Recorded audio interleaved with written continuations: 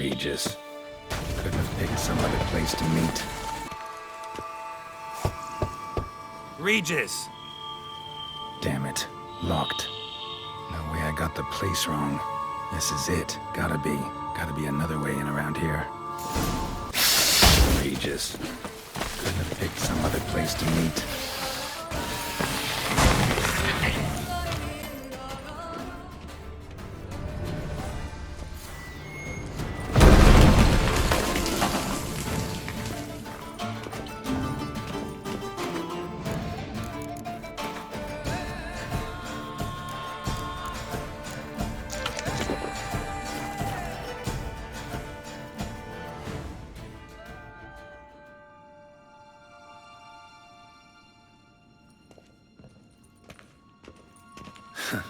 Agreed to meet a vampire at a cemetery. How much more cliché can you get? Nothing comes readily to mind, though we did not meet so I could prove how very original I am. True enough. Need to find your friend. I'm hoping you'll agree to help. I shall do whatever's in my power. Yet what you want or even need must matter little. What matters is what Detlef wants. If he does not wish to be found, you will not find him. Ever. End of story. Come on. Gotta be some way.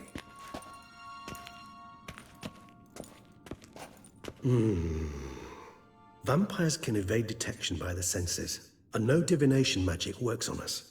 Even the most precise megascope would be useless. And this? Could this help? Wherever did you get that? Off one of the beast's victims, found by a bend in the river. Body was chopped in pieces. 3 of those pieces were hands. Hand with the ring seemed the odd one out, but Bruxa had taken an interest in it.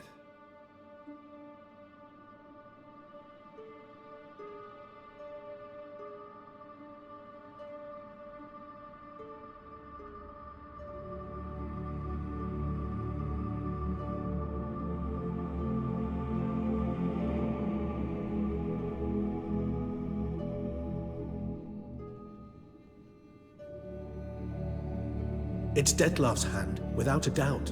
It will do splendidly.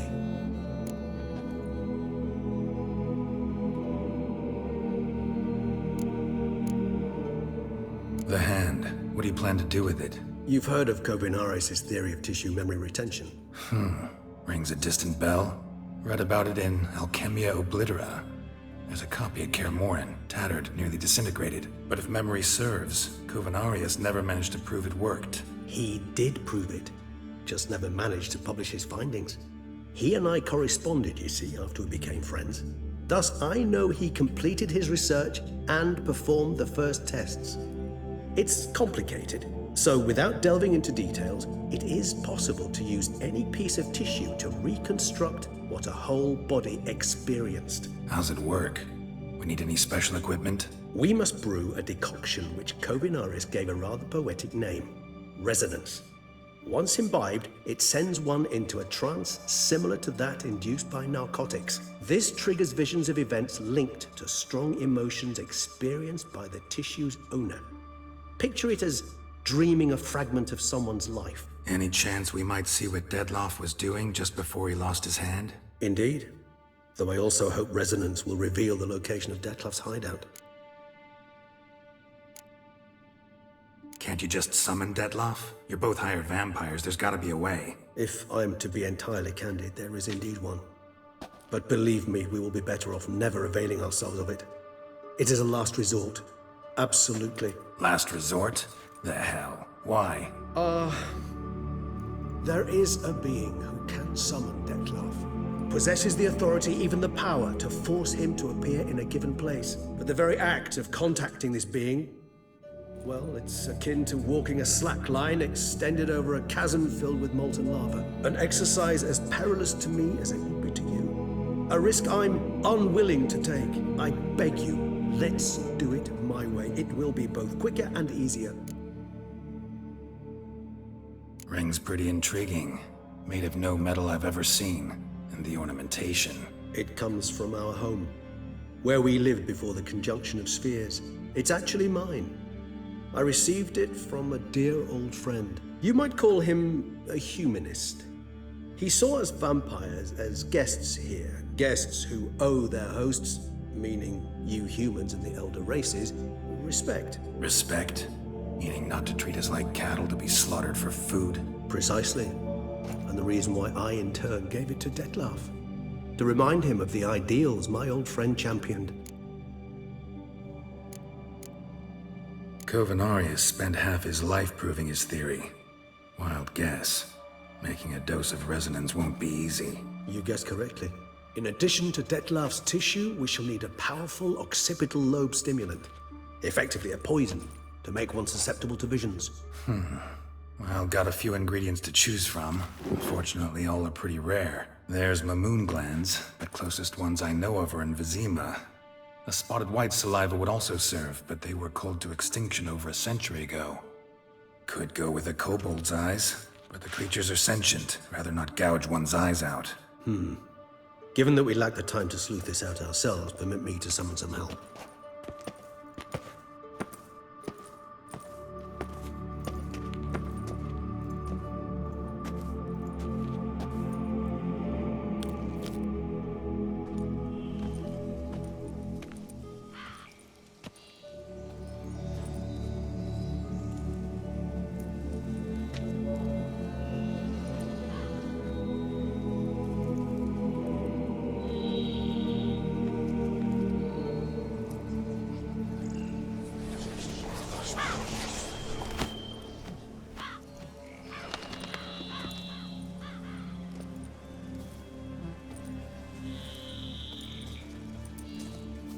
What was that? A raven?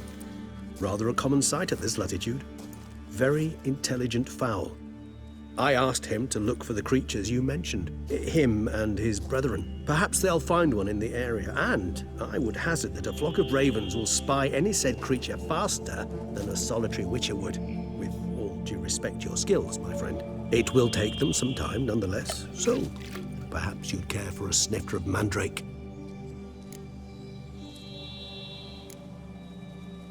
Not really in the mood for your concoctions. Especially given how they make you say things you'd rather keep to yourself. Remember that aspect very well. Geralt of Rivia, do I detect a guilty conscience?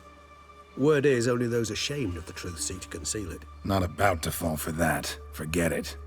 Need a nap, and that's how I'm gonna use this time.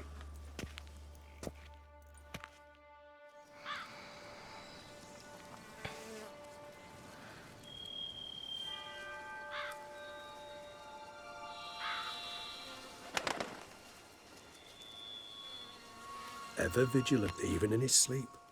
Quite vampire-like, in fact. Are you absolutely certain they don't administer a few of our genes during the trial of the grasses?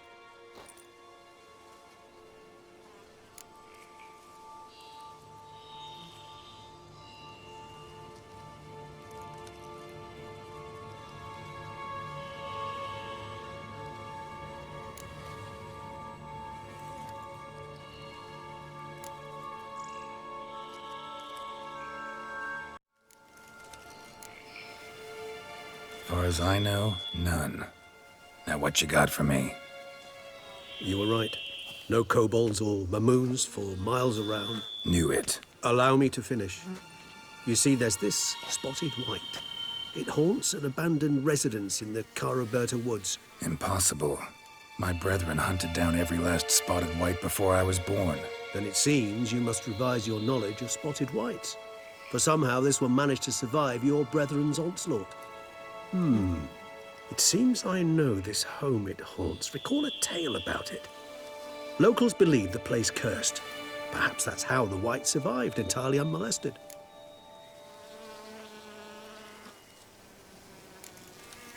Whites rarely appear in the woods, even less likely to find them in abandoned human homes. They inhabit remote wildernesses, old abandoned cemeteries. What's your point? This might not be a spotted white after all. Your little helper might have made a mistake. I sincerely doubt it. Ravens are devilishly intelligent creatures, and they've highly developed observational skills. What exactly did they observe? The area around the estate, it's covered in spoons. Spoons? Spare me the skeptical smile. I'm but the bearer of this news. Or perhaps this spotted white is a hoarder, or the spoons are somehow related to the curse.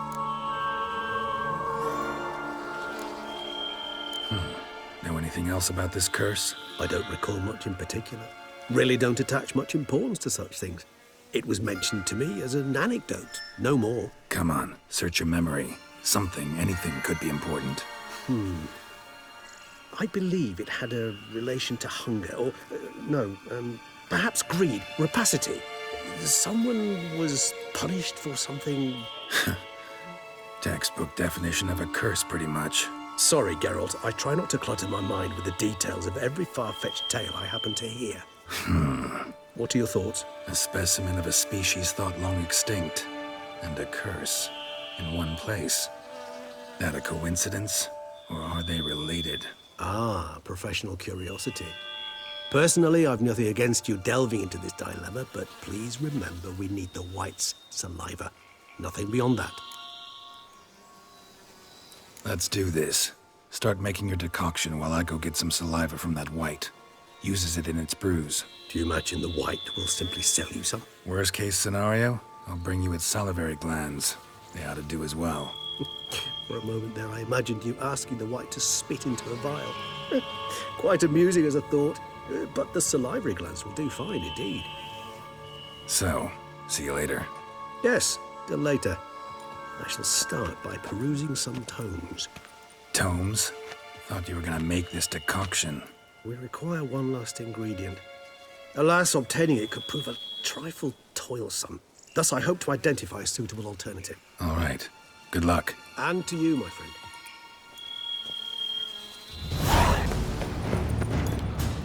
Strange.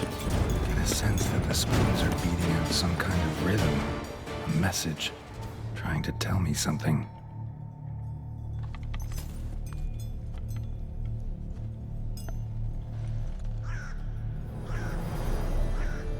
None shall sit and dine with you at your table. No spoon you have shall say to you, never again shall you wish to spy your reflection in the mirror. Sounds like a curse, all right.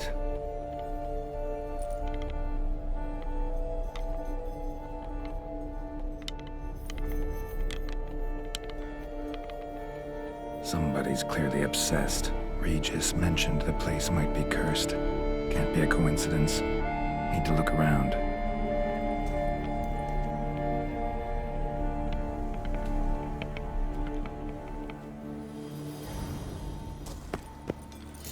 Pigsty. Need to search it thoroughly. Find a way to collect some white saliva.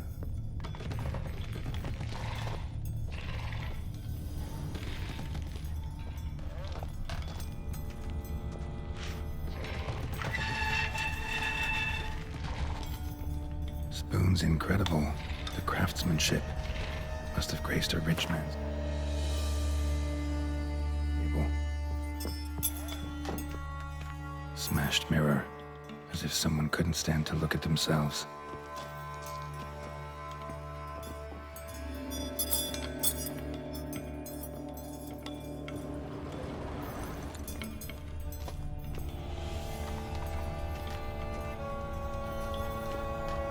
No spoon you have shall say to you. Whatever lives here treated that literally. Still searching for the right spoon.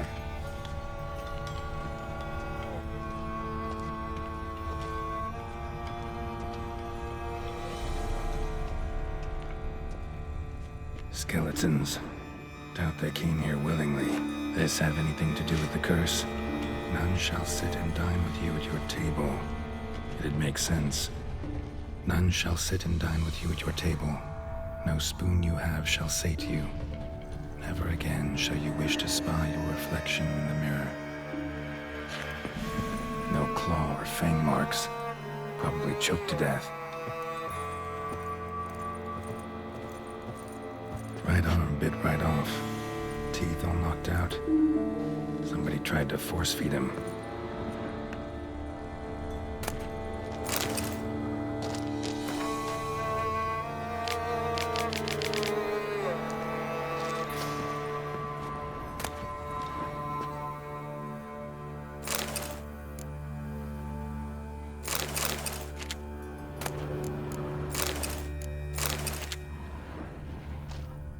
Woman's name scratched into this wooden spoon. Romantic.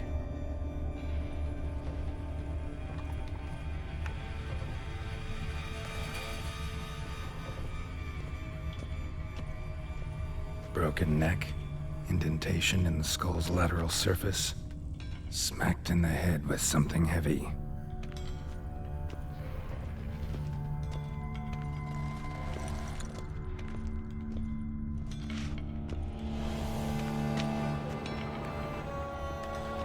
White's obsessed, real collector, thoroughbred.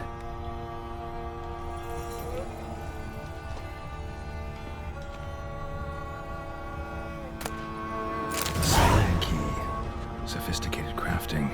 Tag bears a description. White's a true collector. Spoon. Pretty ordinary. Maybe a little old.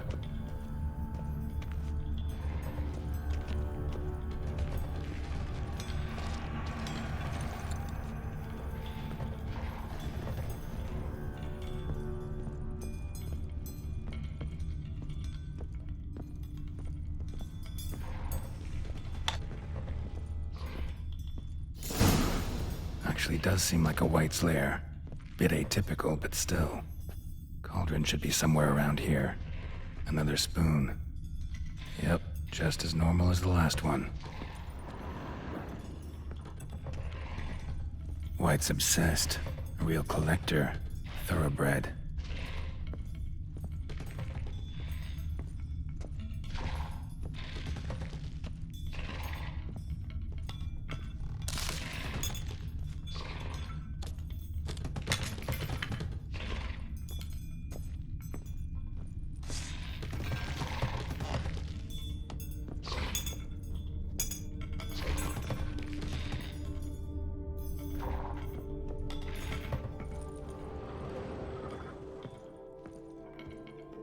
Spoon. Pretty ordinary. Maybe a little old.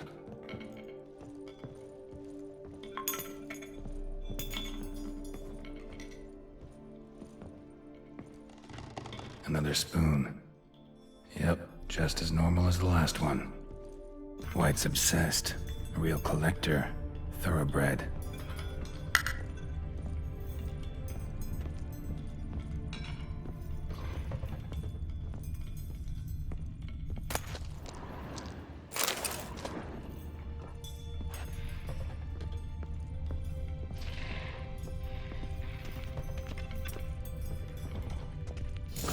Looking for.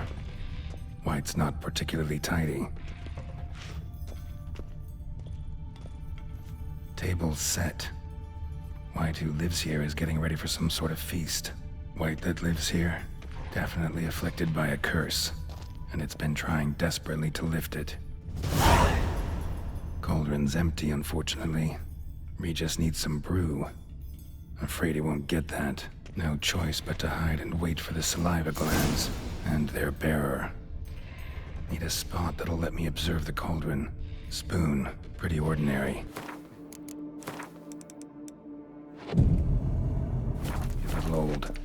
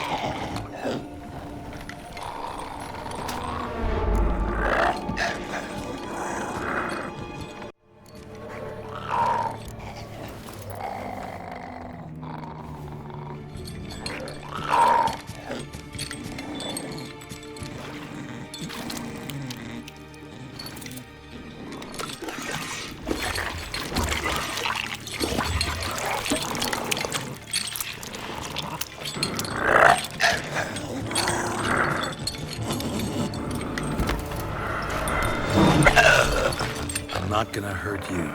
Wanna help? I've seen the words of the curse on the walls. Think I know how to lift it.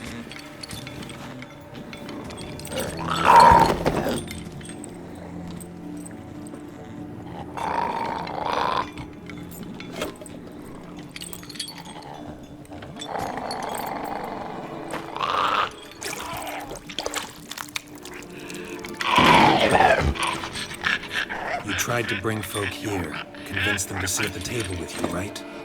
Well, I'm gonna be your guest now. Your willing guest.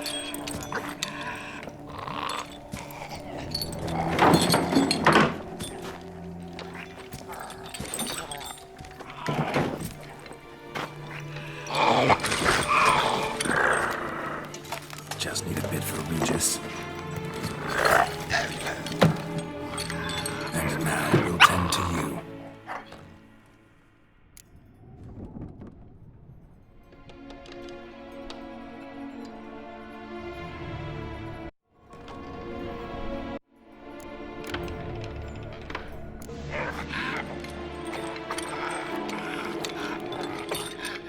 We can't use spoons. No, that won't work. You've been looking for a spoon that would feed you, but there's no such spoon. We need to eat without spoons.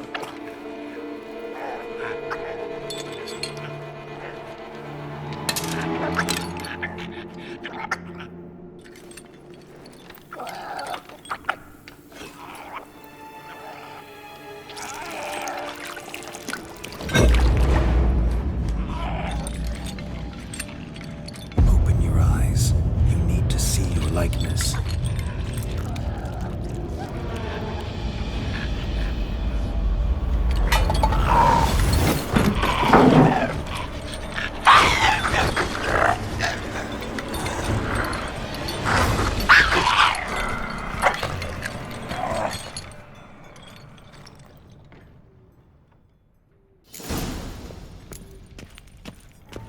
Think it worked.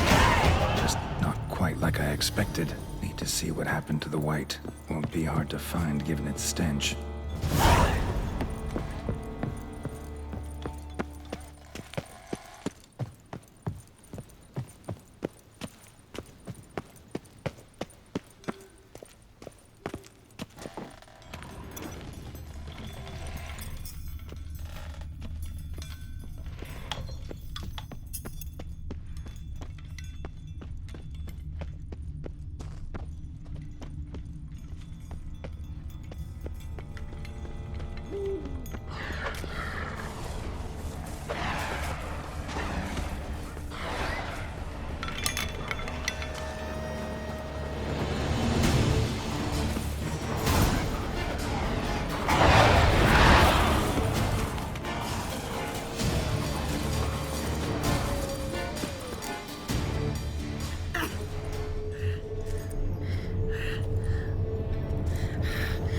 Easy. Not gonna hurt you.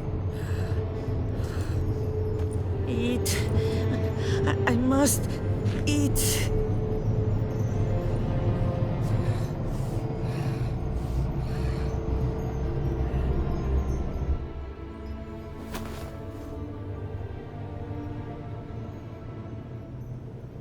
I'll take you someplace safe.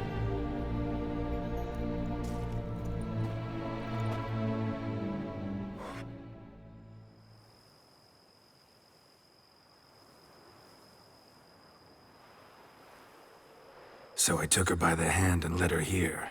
Seemed the only sensible place for her. You did the right thing, sir. She should recover quickly here. I'm deeply pleased, finally, to make your acquaintance, sir, though I do regret the specific circumstances. In all the commotion, I fear I neglected to introduce myself. I'm Barnabas Basil Folty, and by order of the Duchess, I am to serve as your major domo at Corfu Bianco. Nice to meet you, Barnabas Basil. Love to talk more, but got urgent matters to attend to. While I'm gone, please make sure she gets everything she needs. Don't worry, sir. I shall see to everything. She is safe here and in good hands. She'll soon be back on her feet. Might actually take a while. She hadn't eaten anything in over 100 years when I found her. Horrid. Whatever brought this about? Told me her story on the way here. Her name's Marlena. She was once the very beautiful and proud heiress to the Trastamara estate. One evening, when she was holding a banquet for friends, a beggar came to her gate seeking alms. He had a bowl and a spoon with him. He sat outside her fence and waited. I've heard of the custom. An ancient rite of hospitality that obliges one to give food and drink to such a guest lest he depart hungry. To neglect the custom is to bring great misfortune down upon oneself. Marlena didn't care a whit for the old customs. She drove the man off, saying she'd rather feed the leftovers from her feast to her dogs than to give the beggar anything. The beggar then broke his spoon, cast a curse.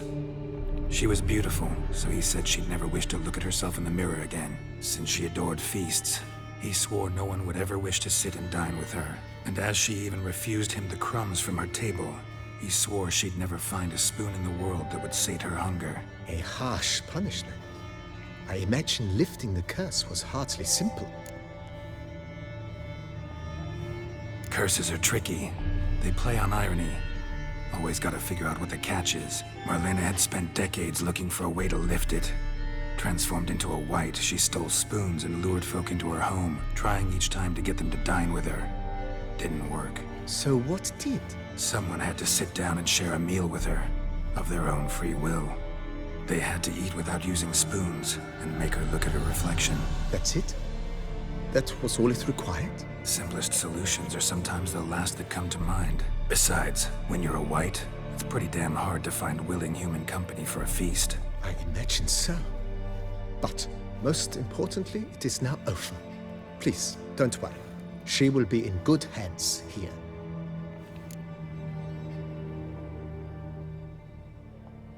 Vineyard comes across as a place with a rich history. Know who owned it before me? Baron Rossel, who went bankrupt, forcing him to sell the estate to the Duchess. The Baron, in turn, had purchased it from Monsieur Bolius of the Headsman, a truly colorful man of Kedweni origin. He was actually a headsman? No, not him, but his great-great-great-great-grandfather. Indeed. Apparently, he was a common cutpurse who somehow secured for himself the post of ducal headsman in Beauclair. Went about his work with an exceptional penchant. They say he chopped off more heads than there are grapevines in the ducal vineyards. He never hesitated, not once. Never sliced unevenly, never botched a job. For his exemplary service, the Duke granted him a title and this estate. Monsieur Bolius, on the other hand, was an engineer in his younger years. Once retired, he settled here and took to producing wine. Sadly, misfortune struck and he lost his sense first of smell, then of taste. Additionally, he could not drink alcohol. His medic forbade it. Shame that. He gave up making wine? Not at all. He made even more of it. Began throwing wild balls to which he'd invite friends from far and wide in order to treat them to his wine and delight in the fact that at least someone could enjoy it. It's the sort of man he was, Monsieur Bolius. Mind giving me a little tour de Corvo Bianco? Not in the least. Follow me, please. I think it would be practical to begin on the hill.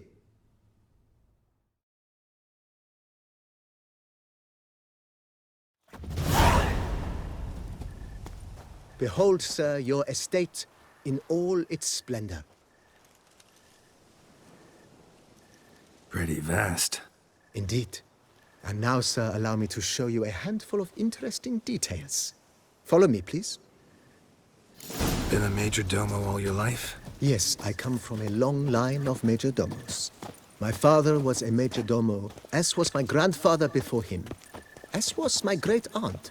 In fact, she was the one to start the tradition. Great-aunt? A hard woman. It is said that already as a child, she knew where she was going and went there. When she arrived in Beauclair, she signed on as a chambermaid at one of the vineyards, then slowly worked her way up to major domo. She dragged the rest of the family up the same path.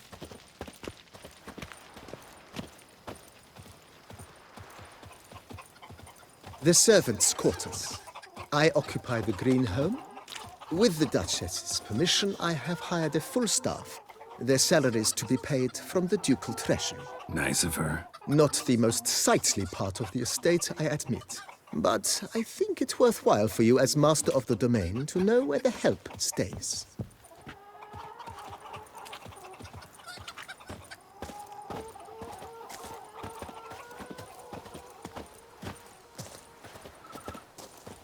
Baron Rossel ordered the vines in this part of the estate uprooted and olive groves planted in their place. They look beautiful, especially come spring. Don't look at all bad now, either.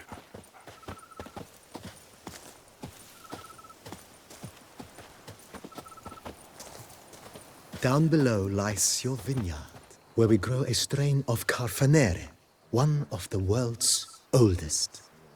Aged in oak barrels, it provides for an exquisite wine with distinct blackberry, wild cherry, plum, and cinnamon notes. Marvelous. Have to try it one of these days.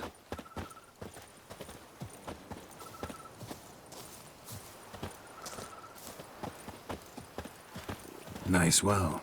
Picturesque. Yes, though it ran dry long ago. During the raucous feasts Master Bolius held, he would order it filled with wine. There's a tale about a guest attending a Bolius ball for the first time and thus unaware of the custom. He had suffered great heartbreak and had decided to end his life by jumping into the well. The festivities were coming to a close, and the well was nearly empty when the suicidal guest finally jumped. Instead of killing himself, he merely broke his legs. To numb the pain, he drank the wine. Drank himself to death? Not at all. When found the next day, he had concluded he'd witnessed twin miracles. The water had been changed into wine, and he had survived. He retired to a monastery in the Dragon Mountains and began preaching the wisdoms of Lebioda.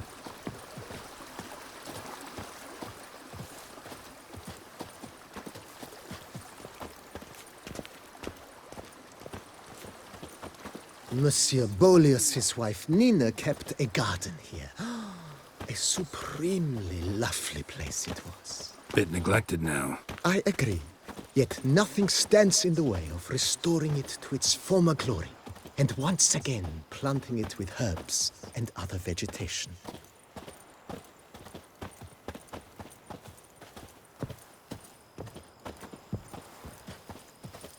Madame Nina planted diminutive, delicate flowers and herbs here. One might say their aroma still hangs in the air. You're quite the romantic, Barnabas Basil.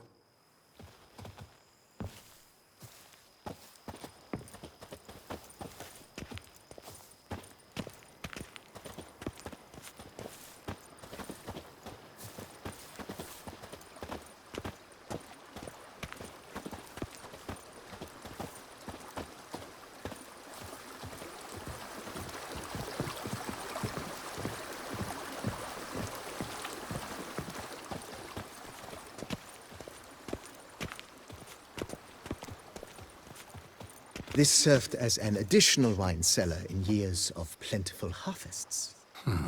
Bit of work and it'll make a fine stable for Roach.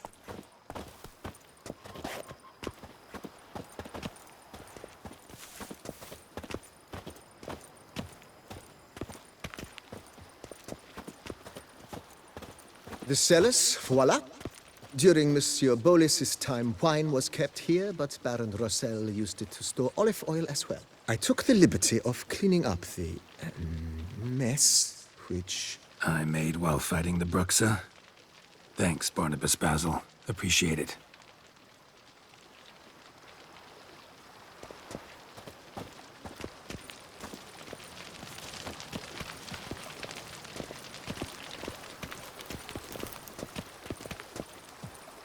As you can see, the facade is, how to put it, slightly stained.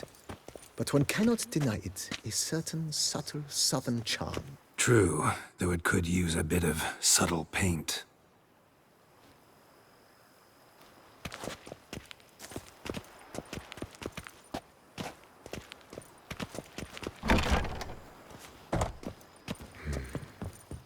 And welcome inside.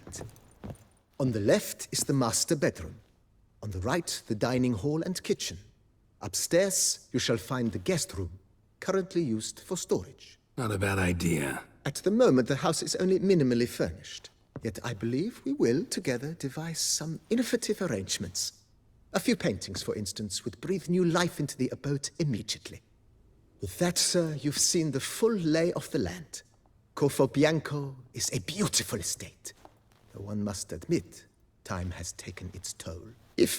Forgive me for being forward, but if you were to choose to invest a small sum towards its beautification, consider me at your service on the matter. Think I'll take you up on that. Be sure to come and see you if I decide to do any remodeling.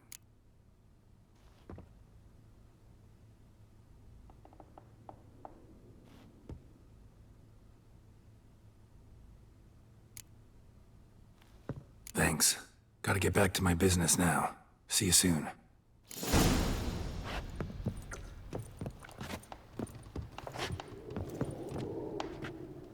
A pleasure to welcome you once. I previously served with distinction at the Nibli family manor and in Nazaire with Admiral Rompali, who, as you are certain to know, is an extraordinary, demanding gentleman. Whoa, Barnabas Basil. One thing you ought to know. I'm not your typical landed gentleman. Truth be told, this is the first real property I've ever owned. Oh, in that case, you must leave it all to me. I shall organize, see to everything, and whip the house into order. I dare say this place will soon be the most prosperous vineyard around. Great. Can already see I'm in good hands. Mentioned the place could stand to be spruced up. Oh, most decidedly, sir. The question is where you would like to begin this rejuvenation.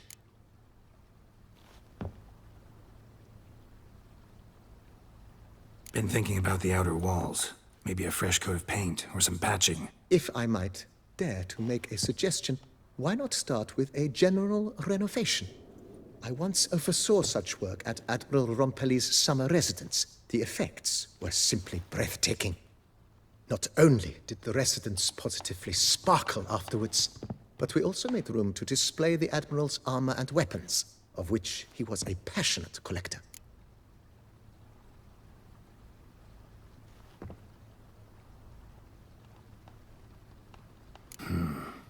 I understand, of course.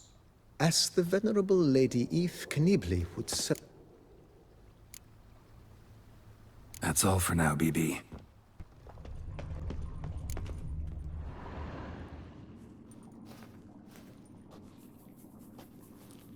Think your friend's hand will make for a nice broth? You've clearly honed your sense of humor. But we are not cannibals, Geralt. I took a fragment of tissue from the hand. It will suffice to prepare some resonance. What did you do with the rest? I cremated it, as our codex commands. A raven told me you'd acquired the necessary ingredient.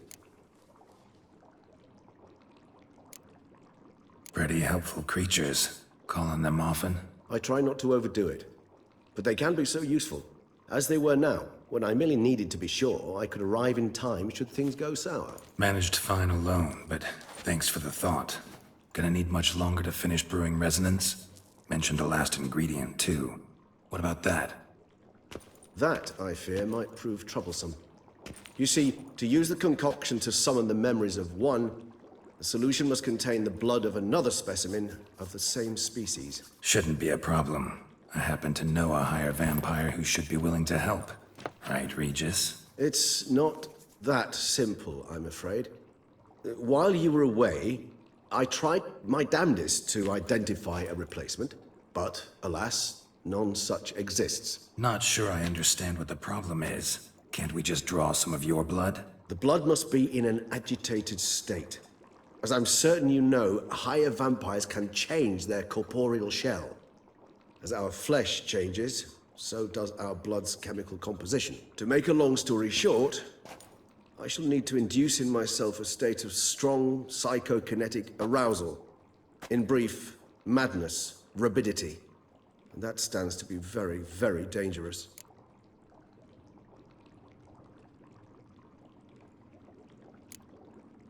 Dangerous? Why? I mean, you'll still be you, right? True. But I should be highly agitated, in a state of fury. You know better than I that fury cannot be controlled. If you've ever seen an enraged vampire, you know very well that all who find themselves nearby will be in grave danger. How will we handle that? I'd rather not have you lunge at me, claws extended. That makes two of us. But worry not. I've thought it through very thoroughly. Details to follow soon. All right, so what do you want to do? We shall visit Tesha Mudna, an ancient vampire estate.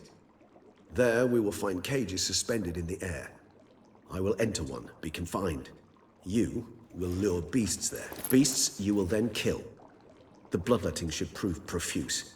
Abundant enough so that the blood scent will drive me mad. Wild.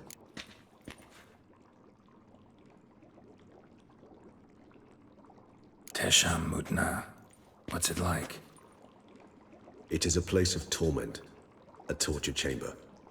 Long ago, shortly after we'd arrived in this world, one among us named Kagmar developed such a taste and lust for human blood that in one night he could imbibe an entire village. This brought trouble on the entire species. Common folk wearied quickly of living in constant fear. They began to hunt us, seek the aid of mages and witches in tracking us down. So what? Not like they could ever hope to kill you. But they were bothersome. Forgive the comparison, but when did you last enjoy mosquitoes buzzing around your head? In any case, the other vampires decided something had to be done. Kagmar had to be caught and punished. A torture chamber was thus outfitted in the dungeons of Tesha Mudna.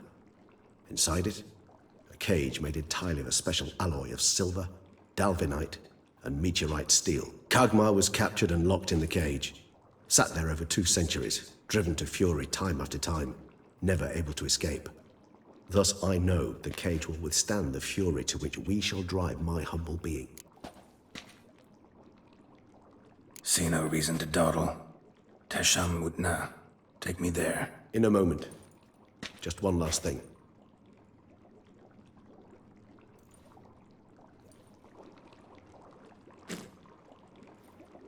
What was that? Blood. Oh, the last favor the Raven did me. I've also taken some Sancurium, a solution that sharpens one's sense of smell. One drop of blood shall smell like a gallon to me now. You crazy? You're a recovering addict. Your outrage warms my heart, Geralt. But you must remain calm. I have no choice.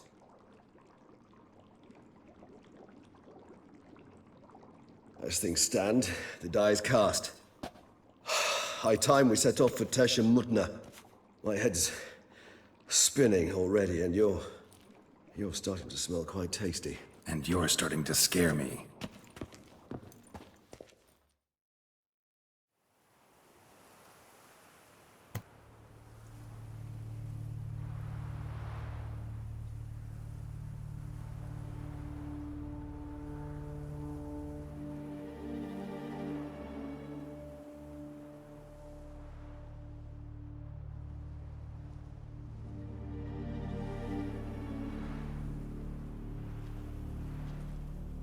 We have arrived. The sacrificial chamber of torture and torment lies underground.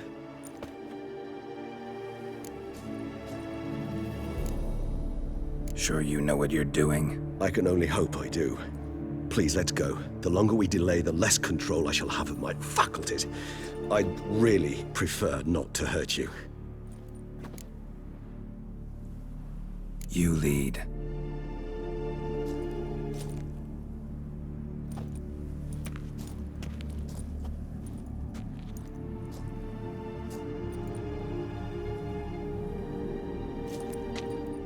Scurvers must be getting close to their feeding ground. Correct. I told you there'd be danger.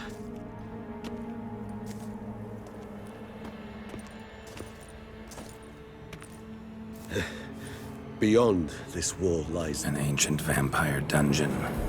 Seen a lot of things in my time. Nothing quite like this, though. I feel honored.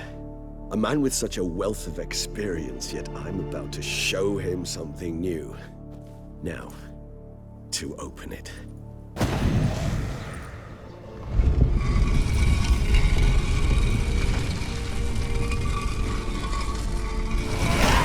How the hell? A It's an ancient form of protection against unwanted guests. The mechanism which releases the latch reacts only to a higher vampire's blood. Tricky mechanisms, a vampire hideout. Fortified, secured. Must have been important to your species once, Toussaint. It shall always be so. During the conjunction, the gate from our world into this one opened upon this land and no other. This was the first place we saw. This... place. There's evil here. Death hangs in the air. Yes. Great many beings have breathed their last here.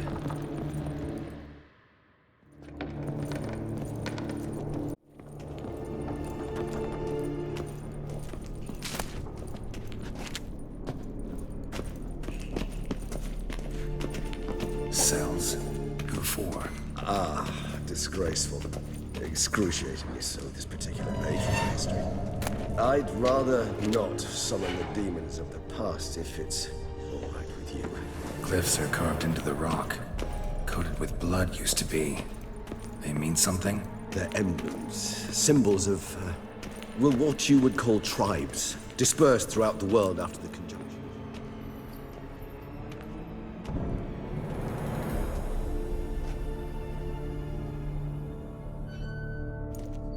Charming place. But what are all those cages for? Mentioned one vampire being kept here. Yes, well, you see, humanitarians is something my ancestors were not. They concluded Kagmar would best be punished if he were tormented with the scent of blood he could not taste. Thus, they also kept humans here. Humans whose blood they slowly let. Kagmar ranted and raged in pain as those humans slowly bled to death. They treated them like livestock. Live bait. I'd like to be able to turn back time. Deny it, but alas, I can do neither. Feel shame for my brethren. That is all I can do. Don't take it so hard. Nothing you could have done about it. Let's get to work. Well, that was awkward. Fine. I prepared the bait. Please be so kind and place it. Ideally at the tunnel entrances. The scent will spread most effectively then. Place the bait at the tunnel entrances. Monsters will catch its scent more quickly. When I think how these tunnels got here, send shivers. It was the natural order of things. The place reeked of death and it attracted necrophages.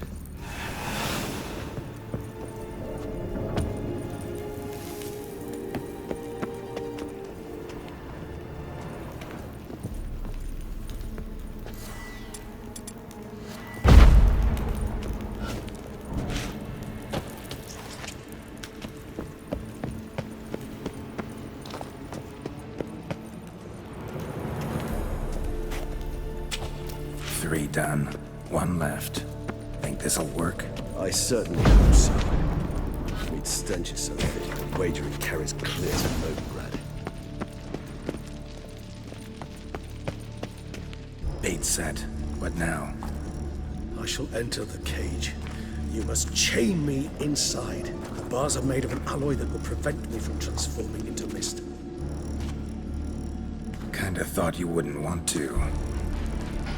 I shall be in great pain. My sole thought being to stop that pain. I cannot know what I will do.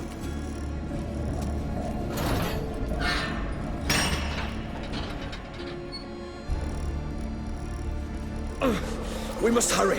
The beasts have caught the scent. Also, my head started spinning. That the blood? Someone who's never experienced a vampire's bloodlust does not know the true meaning of thirst.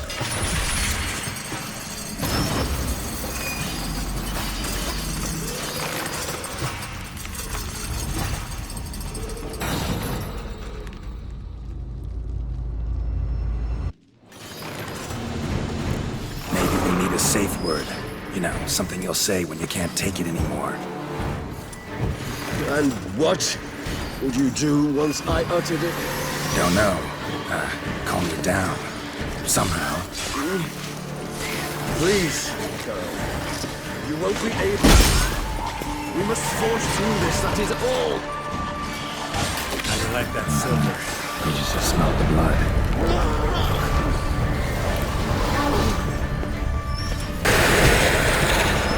Hanging in there? It grows. Yes. I shall overcome. Good, because I can hear more coming.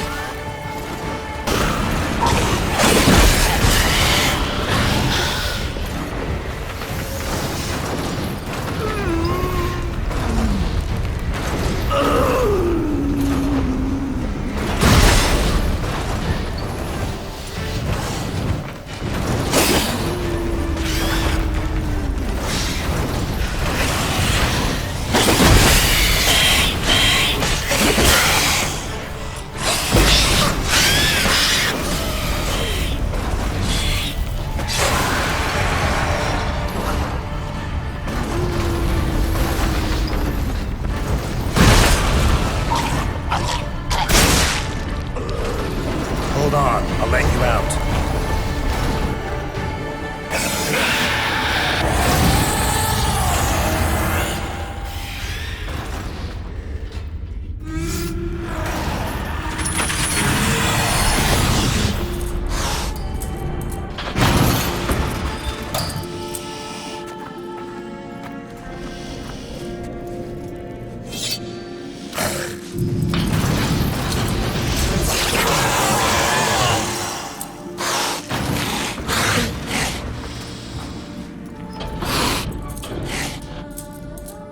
Need to hang on a little longer.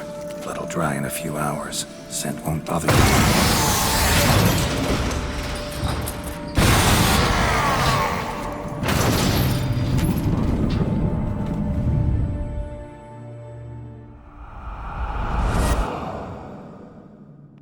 Get you out of here. The concoction.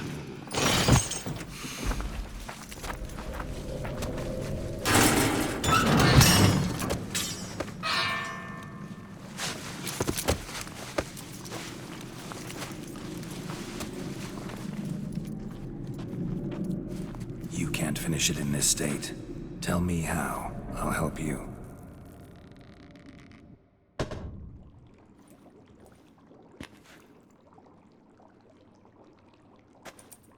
Any better?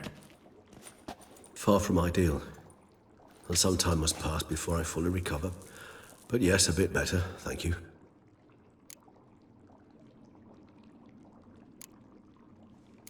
Never expected it to be like that. You didn't tell me. We need not discuss it. But we do. Because if I'd known you were going to subject yourself to torture... What would you have done? Found Dettlaff some other way. I did not wish you to use any other way. Did that occur to you? No, because I thought no being would ever willingly subject itself to that kind of pain. You vampires aren't any different from us in that regard. I told you, the pain is my way of paying my debt. The enormous debt I owe Dettlaff. If I had to do it again, I would in a heartbeat. Resonance, it's ready. Are you certain you followed the formula? The proportions were exact, the brewing time precise. This is important, Geralt. The slightest deviation could cost even a witcher dearly. Relax. Got some experience brewing potions. Very well. In that case, let's begin.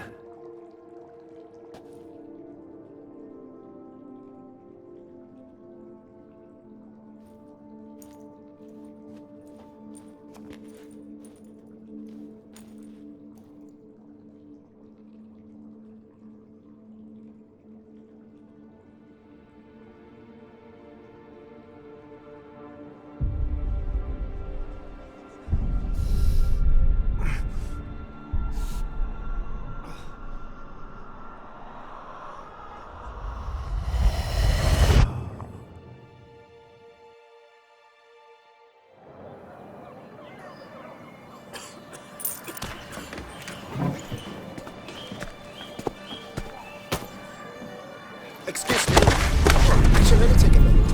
You jumped the queue, sir. But Count, sir, you must understand. I've a meeting. Sir, Count, sir. you were next. Please, take a seat. This gentleman was here first. Step down or you shall regret it. Fails to realize he was your friend, Count.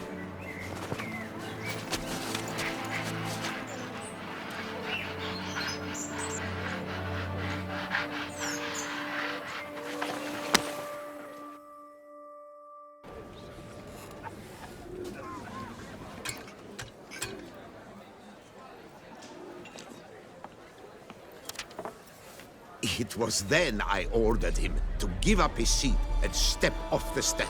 If only you'd seen his face. We got him good, didn't we, Detlef?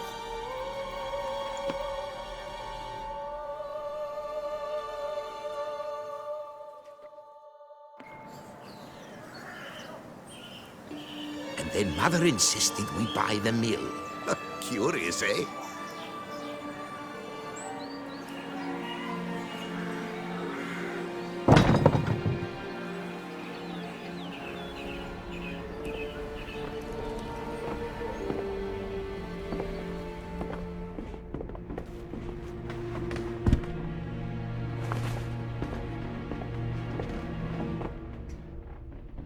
But at least I've a yarn to spin for friends and associates.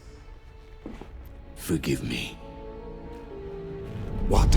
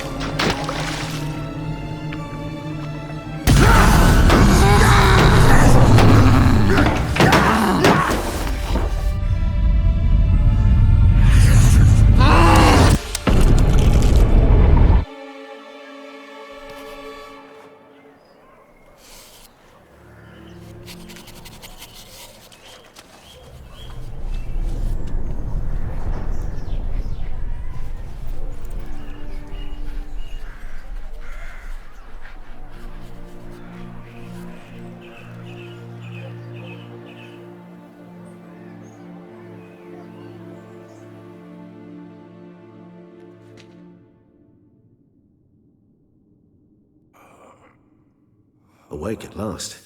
You ride like a squirrel caught in a snare. I'd begun to fear they were death throes, that you'd departed.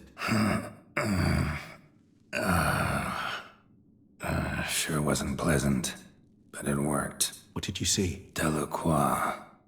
His death did not come easy. Seems Detlef had made friends with him. Still killed him, and chopped up his corpse. And he was overcome with fury, remorse. Cut off the hand that had committed the murder. Interesting.